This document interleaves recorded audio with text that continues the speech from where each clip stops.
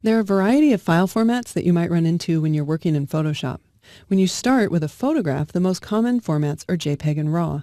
JPEG is probably the most widely used file format in photography, as it is a common file format for mobile phones and other mobile devices to capture in, and it's also the most common format for posting images online.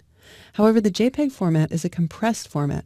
In order to decrease the photograph's file size, save hard drive space, and reduce download time, the JPEG file format throws away information by selectively discarding data. The JPEG file's quality setting determines how much information is thrown away. However, the quality setting can't always be set in a digital camera or a mobile capture device. While the highest quality setting, which has the least amount of compression, is unnoticeable to the eye in most circumstances, these files have significantly less flexibility when making adjustments such as color or tonal corrections. Another drawback is that the JPEG file format doesn't support multiple layers, and it doesn't support transparency. If given the option, I would choose not to capture in a compressed format like JPEG, but in a RAW format instead. RAW is a generic term for a file format that I'm going to use to describe images that are captured by a digital camera, such as a Canon or a Nikon digital SLR. Most camera manufacturers have their own proprietary file format, so the extensions for these RAW files will be different. For example, Nikon uses NEF and Canon uses CRW. But they're all considered to be RAW files. The files contain the raw data that the sensor captured. Applications like Lightroom and Camera Raw can adjust these images non-destructively using what's called parametric imaging. After refining an image this way, they can be opened up in Photoshop and enhanced or manipulated further as pixel-based files. The DNG file format is another RAW file format that contains the raw image data from a digital camera. But there's one large difference. The DNG file format was created by Adobe, who's made it available to all software developers free of charge. It's intended to be an archival format for Camera Raw files.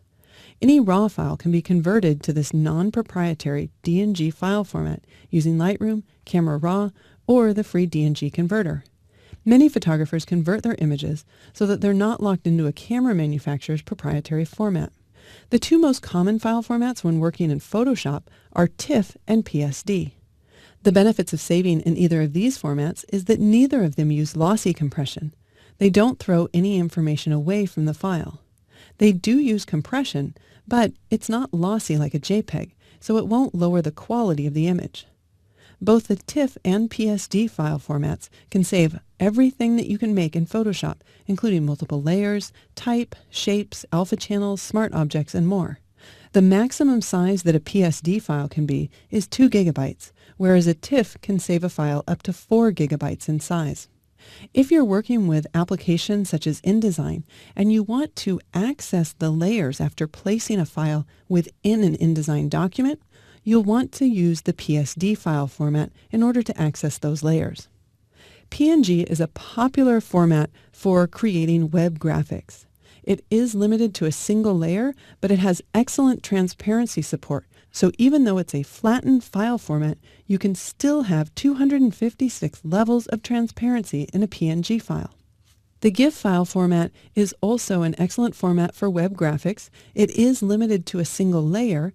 It can only have a maximum of 256 colors, and unfortunately it's limited to 1-bit transparency, meaning that it's not going to be as smooth as if you save the file as a PNG. However, the GIF file format has the unique ability to contain an animation within the file. Photoshop also supports several audio and video file formats that you can see on your screen for editing and creating video in Photoshop. The PDF file format is a great format when you need to hand off your document to another person and want to password protect the document. You can choose to protect the file from being opened or from being printed. That wraps up this overview of the most important file formats that you'll run across while working in Photoshop and why you would choose to save in one format over another.